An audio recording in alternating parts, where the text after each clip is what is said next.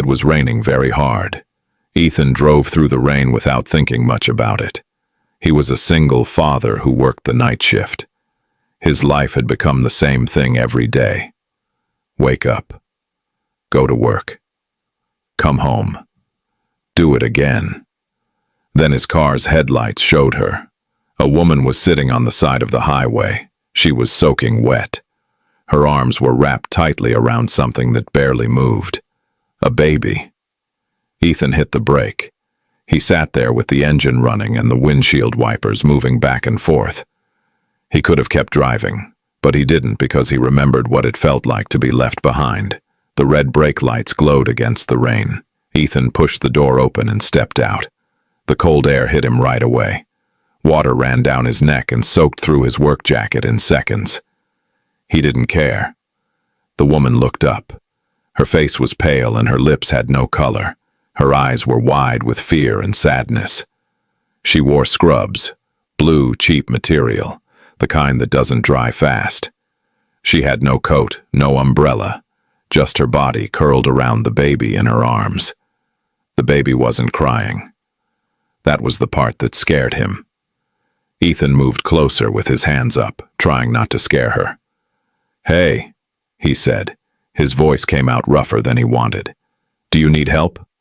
It wasn't really a question. The woman stared at him. Her jaw shook. She pulled the baby tighter like she thought he might take it. "I'm sorry," she whispered. "I didn't know where else to go." Ethan looked down at the baby. The baby was maybe 4 months old, maybe less. The blanket wrapped around it was thin and soaked through. The baby's skin looked blue in the dim light. He didn't think. He stepped forward, pulled off his jacket, and held it out. "Put this around the baby." The woman waited for a moment, then her hands moved. She took the jacket with shaking fingers and wrapped it carefully around the small body. The baby moved a little. A weak sound came from its mouth. Relief showed on her face. Ethan looked back at his truck.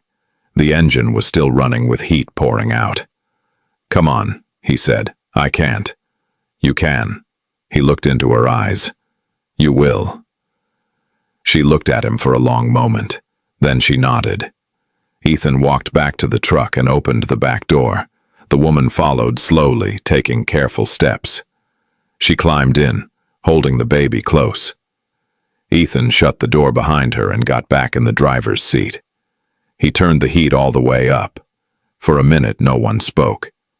Ethan watched her in the mirror on his windshield. She was staring down at the baby, rocking slightly. Her wet hair stuck to her face. Her scrubs stuck to her body. She was thin. Too thin. The baby made another sound. Softer this time. The woman closed her eyes. "Thank you," she said quietly. Ethan didn't respond. He put the truck in gear and drove back onto the highway. They drove without talking for a while. The rain didn't let up. The wipers scraped back and forth over and over. Ethan kept his eyes on the road, but his mind was thinking about other things. He thought about the empty seat at his kitchen table, the toys his daughter arranged every night before bed, the way his ex-wife's voice had sounded when she said she couldn't do it anymore. He thought about being alone, and he thought about how easy it would have been to keep driving tonight, to not stop, to let someone else deal with it. But he had stopped because some part of him, buried deep under the tiredness and the anger, still remembered what it meant to care. "What's your name?" he asked. The woman lifted her head. "Claire." "I'm Ethan." She nodded slowly. "Where were you going?" he asked. Claire looked down at the baby again. Her voice came out barely louder than a whisper. "I don't know." Ethan's hands squeezed the steering wheel tighter. "How long have you been out here?" 2 days. 2 days. He didn't ask why. He didn't ask where she came from or what had happened. He just kept driving. After more silence, Claire spoke again. "I'm a nurse," she said. "Or I was. I lost my job 3 weeks ago." Ethan looked at the mirror. "Why?" I moved without updating my address. My housing permit ran out. They let me go. Her voice was flat, empty. I couldn't afford childcare, couldn't afford rent, my ex. She stopped. Her jaw got tight. He's not in the picture. Ethan said nothing. Claire looked up, meeting his eyes in the reflection. I tried shelters. They were full. I tried churches. They gave me a meal and sent me away. She swallowed. I had $23 left. I bought formula and then it ran out. Her voice cracked on the last word. Ethan felt something twist in his chest. He thought about his daughter, about what would have happened if he'd been the one out there, if he'd been the one with nowhere to go. You have somewhere now, he said. Claire blinked. What? You're coming home with me. She stared at him. I can't. Yes, you can. The 6 words hung in the air like a confession. We don't have anywhere else. Ethan nodded. I know. The house was small. Ethan pulled into the gravel driveway and turned off the engine. The rain had slowed to a light drizzle, but the air was still cold. He sat for a moment, staring at the dark windows. It had been 3 years since anyone else lived here. 3 years since his ex-wife walked out with 2 suitcases and a list of reasons why she couldn't stay. The house payment was too high. The hours were too long. He worked too much. He didn't make enough money. She wanted more. Ethan had stopped listening halfway through. He looked in the mirror on his windshield.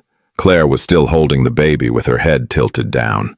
She looked like she might fall asleep sitting up. We're here, he said quietly. Claire lifted her head. Her eyes slowly focused on the house. It was a 1-story house with peeling paint and a front porch that sagged a little. The lawn needed to be cut. The mailbox leaned to one side, but the lights inside were warm. This is your house? She asked. Yeah. You live alone? No. Ethan opened the door. I have a daughter, Emma. She's 8. She's staying with my sister tonight. Claire nodded but didn't move. Ethan got out and opened the back door. He reached for the baby. Claire waited, then handed the small bundle over carefully. Ethan held the baby against his chest. It was lighter than he expected, warm now, but still too quiet. Come on, he said. Claire climbed out slowly. Her legs looked shaky. Ethan walked ahead, unlocking the front door and pushing it open. Inside, the house smelled like coffee and laundry soap. The living room was neat, too neat. The couch was clear. The floor was swept. Emma's toys were stacked neatly in a box by the television. Ethan turned on a lamp. Warm light filled the room. He handed the baby back to Claire and walked to the temperature control on the wall, turning the heat up a few degrees. Then he walked to the hallway closet and pulled out a clean towel. Here, he said, holding it out. Claire took it. She dried her face first, then the baby's head. Her hands moved gently and carefully, like she'd done this 1,000 times. Ethan watched her for a moment. Then he turned and walked into the kitchen. He filled a pot with water and set it on the stove. While it heated up, he pulled a box of tea from the cabinet. Chamomile. His sister had left it here months ago. When he came back to the living room, Claire was sitting on the edge of the couch. The baby was in her lap, wrapped in the towel now. Claire's scrubs were still damp, but she didn't seem to notice. Ethan set the cup of tea on the coffee table in front of her. Drink that, he said. Claire looked at it, then at him. Why are you doing this? She asked. Ethan sat down in the chair across from her. He leaned forward with his elbows on his knees. Because someone should have done it for me. Claire's forehead wrinkled with confusion. Ethan breathed out slowly. 3 years ago, my wife left.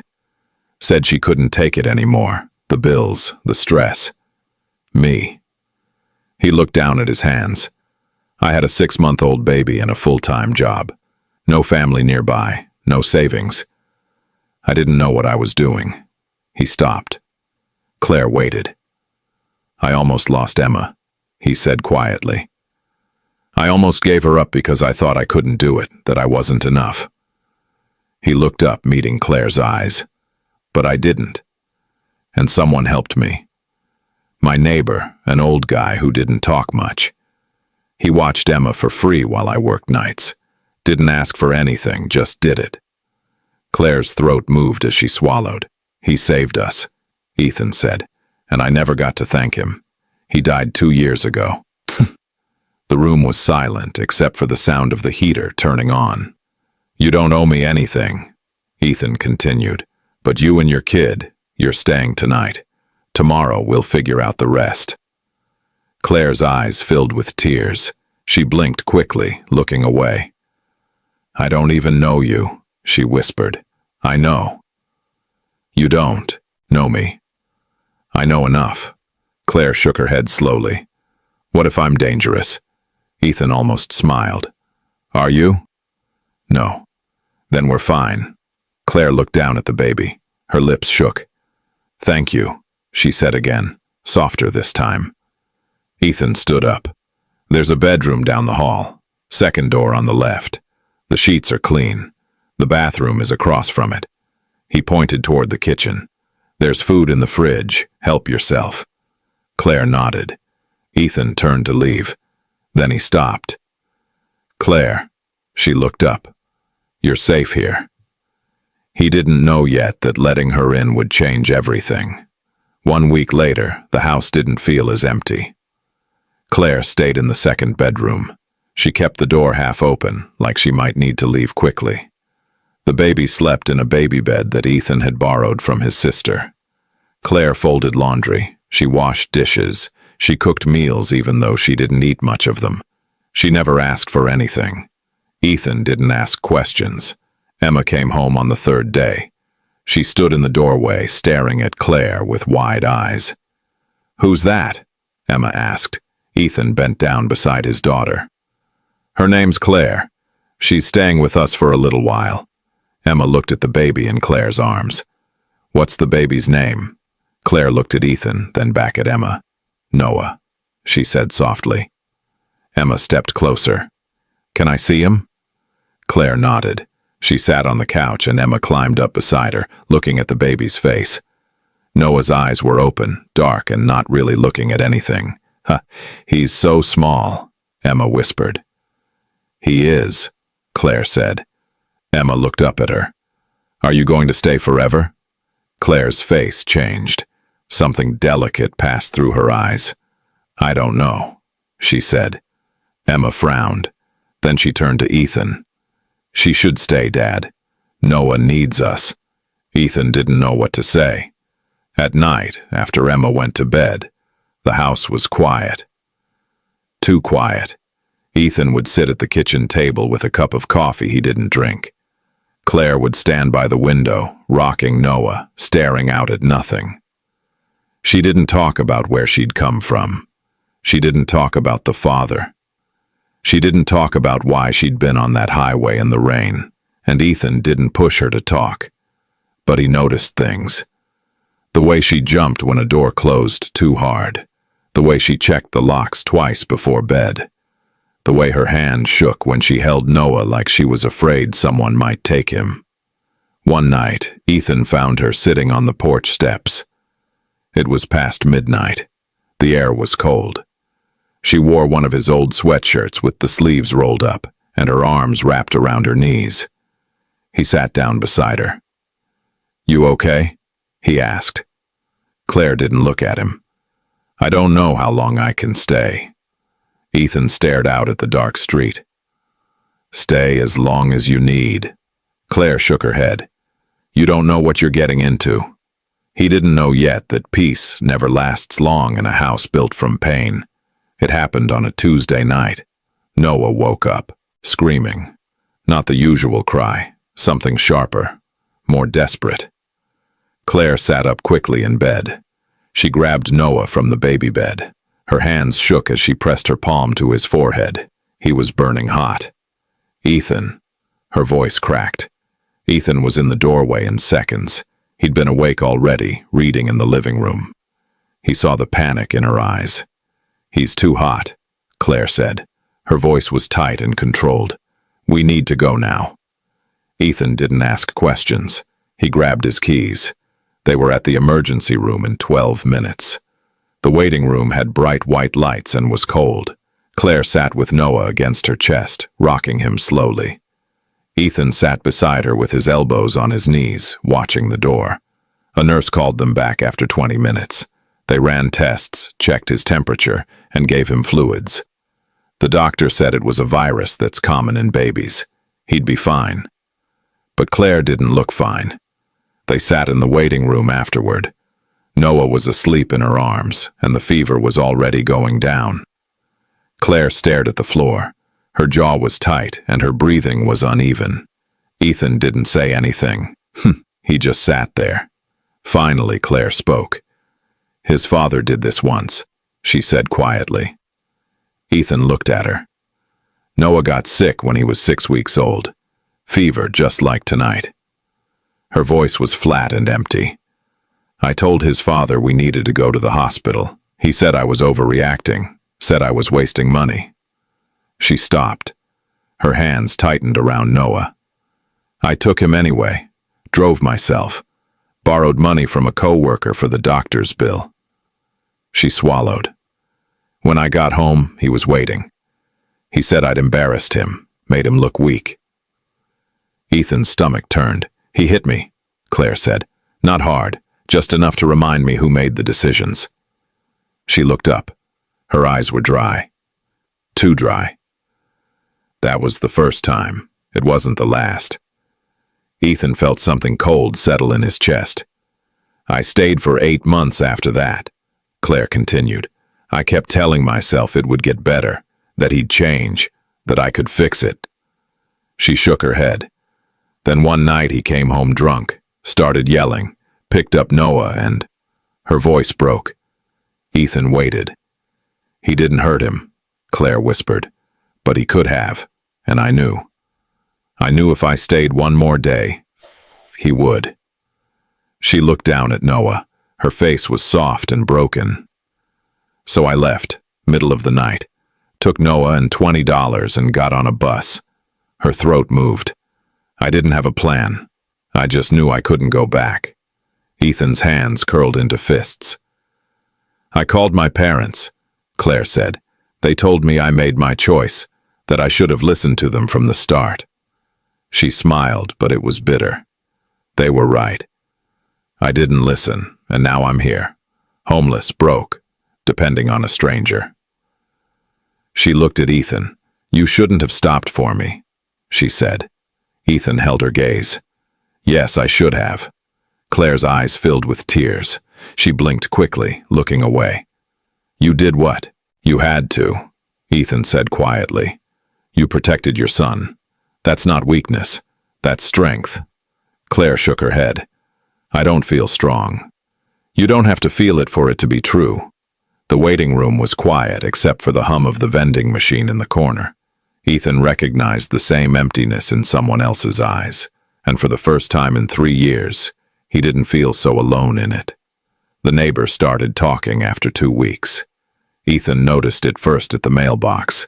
Mrs. Brennan from across the street watched him a little too long and smiled a little too stiffly. "That's nice of you," she said, "helping that girl out." Ethan nodded. "She's family?" Mrs. Brennan asked. "No, a friend, something like that." Mrs. Brennan's smile didn't reach her eyes.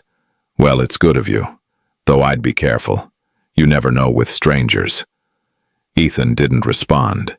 He walked back inside, but the talk didn't stop. 2 days later, Emma came home from school upset. She dropped her backpack by the door and went straight to her room. Ethan followed. "What happened?"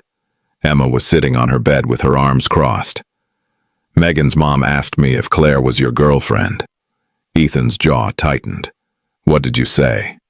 "I said no, she's just staying with us." Emma looked up.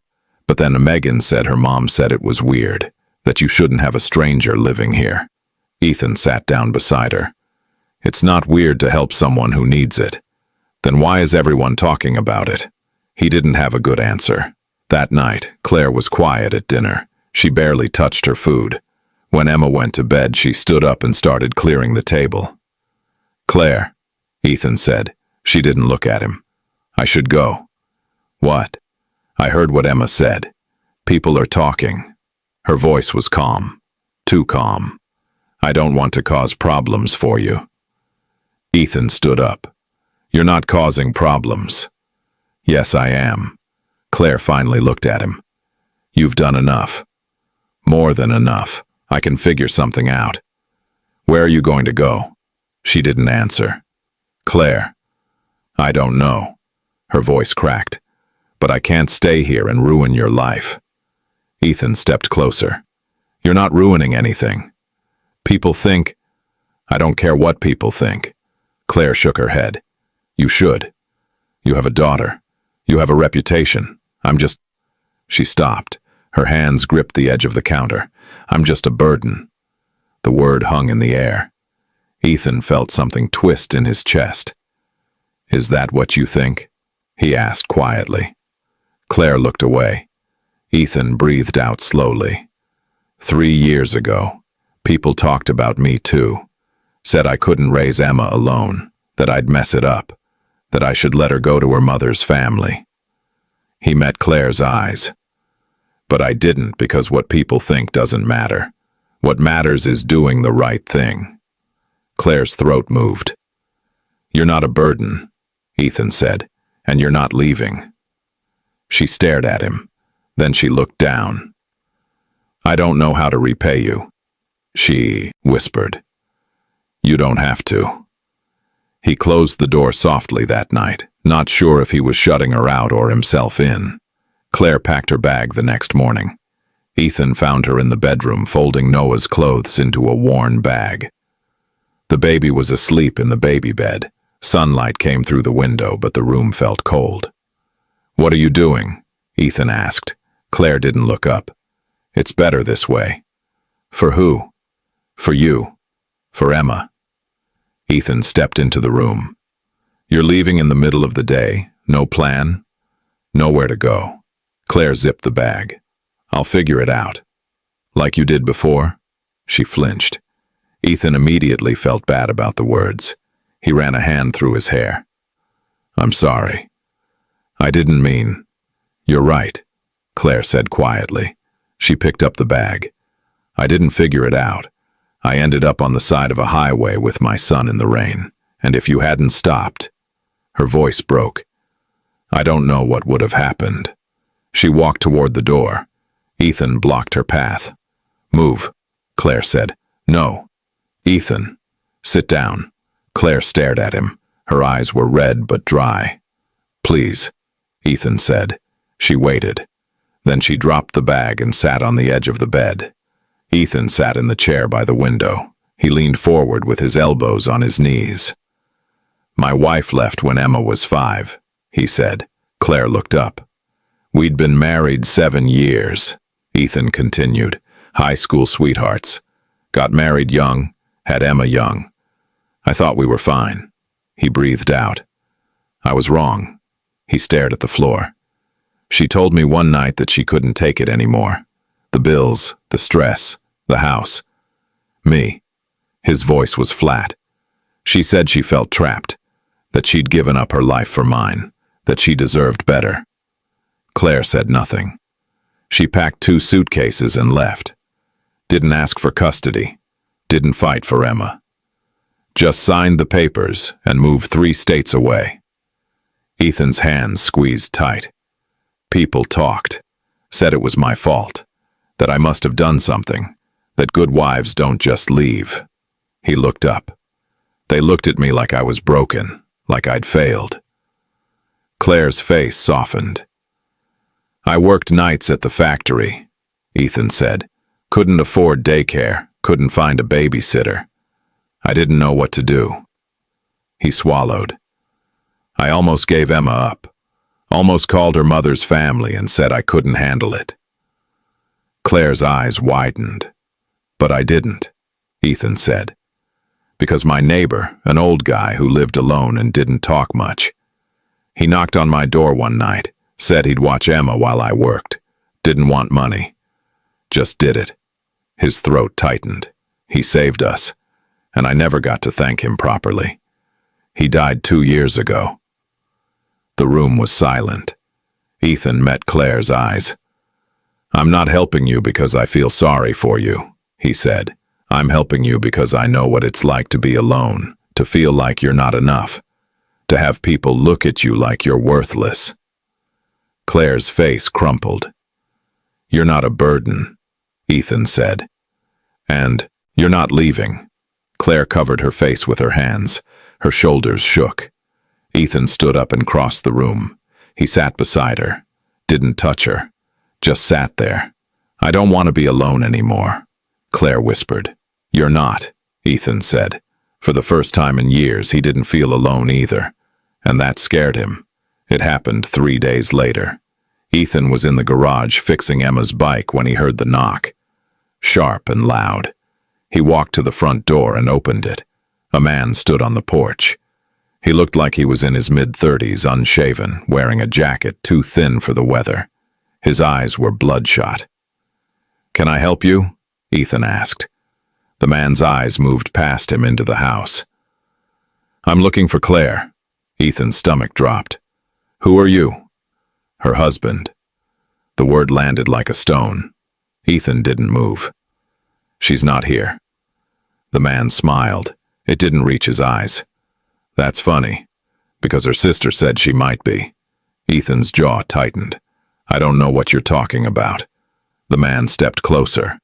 Look, I don't want trouble. I just want to see my son. You need to leave. I have rights. You have nothing.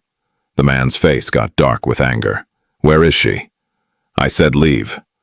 Behind him, Ethan heard footsteps. He turned. Claire stood in the hallway, frozen. Her face had gone pale.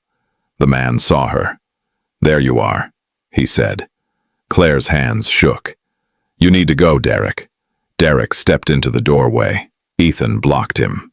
Get out of my way, Derek said. No. Derek shoved him.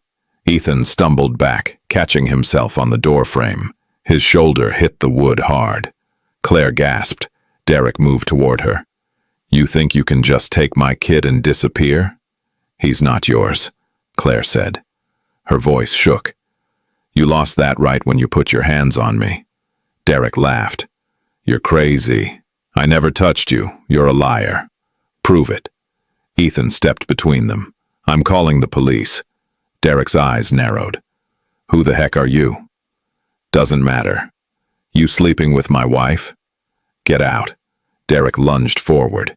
Ethan caught him by the arm and twisted, forcing him back toward the door. Derek swung. His fist hit Ethan's jaw. Pain exploded through his face. Ethan shoved him hard. Derek stumbled down the porch steps and hit the ground. You're done, Ethan said. His voice was low and steady. You come back here, I call the cops. You touch her again. I make sure you regret it. Derek got to his feet slowly. Blood dripped from his lip. He pointed at Claire. This isn't over, he said. Then he turned and walked away. Ethan stood on the porch until Derek's car disappeared down the street. His hands were shaking. His jaw hurt. He turned. Claire was sitting on the floor with Noah in her arms. Her face was buried in the baby's blanket. Her whole body shook. Ethan crossed the room and bent down beside her. He's gone, he said quietly. Claire looked up. Tears streaked her face. He'll come back. Then we'll deal with it. You don't understand. He doesn't stop. He never stops. Ethan's jaw tightened. Then we call the police. Get a restraining order. That won't stop him. It's a start. Claire shook her head. I can't stay here. I'm putting you in danger. I don't care. You should. Ethan met her eyes. I've spent 3 years being careful, playing it safe, not letting anyone in. And you know what? It didn't make me any less alone. Claire's breath caught. You're not leaving, Ethan said. We're going to figure this out together. Claire stared at him. Then she nodded. That night, they sat in the kitchen. The lights were off. The house was silent. They stood at the doorway with rain outside, silence between them, and a choice neither wanted to make. But they'd already made it. Morning came slowly. Ethan woke to the sound of the coffee maker. He sat up and winced. His jaw was swollen. His shoulder hurt. He walked into the kitchen. Claire was at the counter pouring coffee into 2 mugs. Noah was in a carrier on the table, awake and quiet. Emma sat beside him, making faces to try to get him to smile. Claire looked up when Ethan came in. Her eyes moved to his face. "Sit down," she said. Ethan did what she said. Claire opened the freezer and pulled out a bag of frozen peas. She wrapped it in a towel and handed it to him. "Hold that on your jaw," she said. Ethan pressed it to his face. The cold stung. Claire sat across from him. She wrapped her hands around her mug but didn't drink. "I called the police this morning," she said quietly. "Filed a report. Asked for a restraining order." Ethan nodded. "They said it'll take a few days," Claire continued, "but they have it on record now. If he comes back." "He won't," Ethan said. Claire looked at him. "You don't know that. I know he's a coward, and cowards don't come back when they know someone's watching." Emma looked up from Noah. "Is the bad man gone, Dad?" Ethan met his daughter's eyes. "Yes, sweetheart. He's gone." Emma smiled. Then she looked at Claire. "Does that mean you're staying?"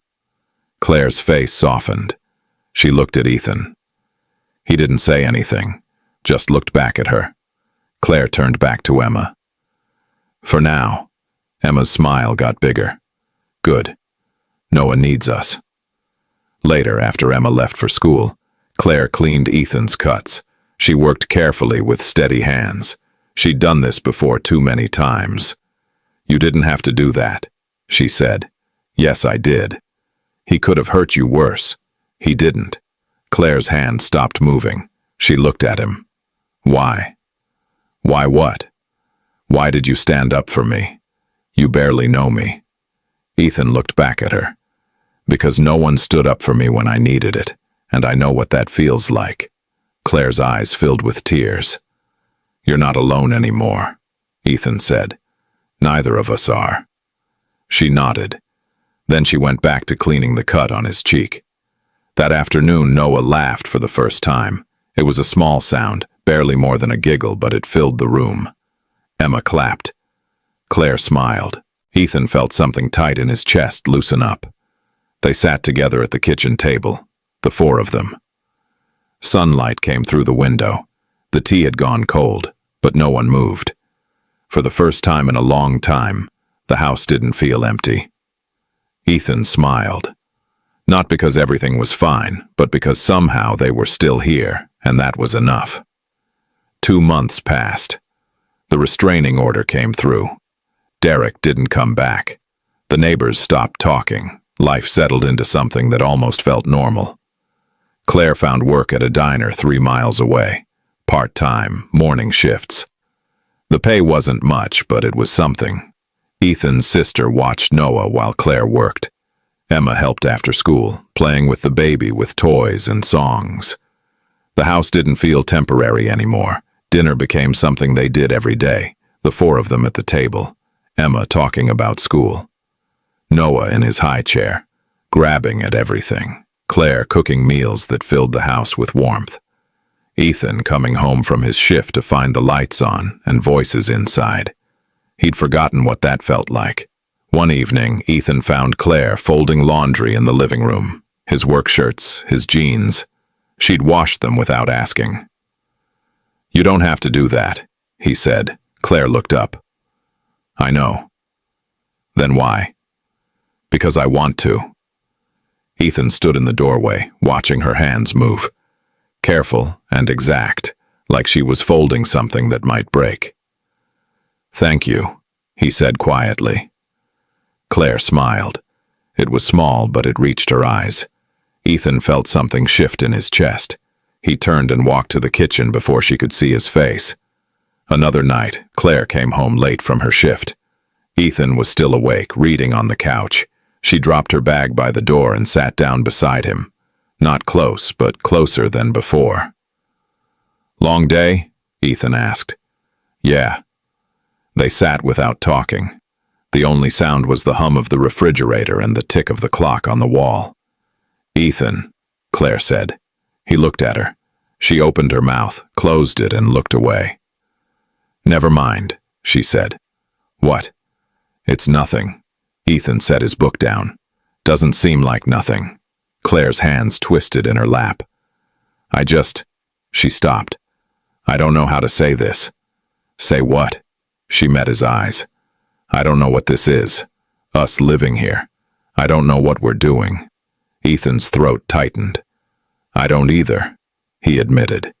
Claire looked down. "I don't want to assume anything. I don't want to—" She stopped again. "I just don't want to mess this up." Ethan leaned forward. "You're not going to. You don't know that." "I do." Claire shook her head. "What if I do something wrong? What if I—" "Claire." She looked at him. "You're not going to mess this up," Ethan said, "because there's nothing to mess up. We're just—" He searched for the right words. "We're just here together. That's enough." Claire's eyes filled with tears. She blinked quickly. "Is it?" she whispered. Ethan didn't know how to answer that, so he didn't. He just sat there, close enough to feel her warmth, far enough to give her space. One Saturday, Emma asked if they could go to the park, all four of them. They walked there in the afternoon. Emma ran ahead. Ethan pushed Noah in the stroller. Claire walked beside him. Their hands touched once, twice. The third time, neither of them pulled away. They didn't talk about it. They didn't need to. That night, Ethan lay awake in bed, staring at the ceiling, thinking about the way Claire's hand had felt against his. Warm, solid, real. He closed his eyes. They both looked away, but neither could pretend anymore. It happened on a Tuesday. Emma woke up coughing. Ethan checked on her before work. Her forehead was warm, not burning, but enough to worry him. "Stay home today," he said. "I'll call the school." Emma nodded weakly. Ethan called his sister and asked if she could come by. She said she'd be there in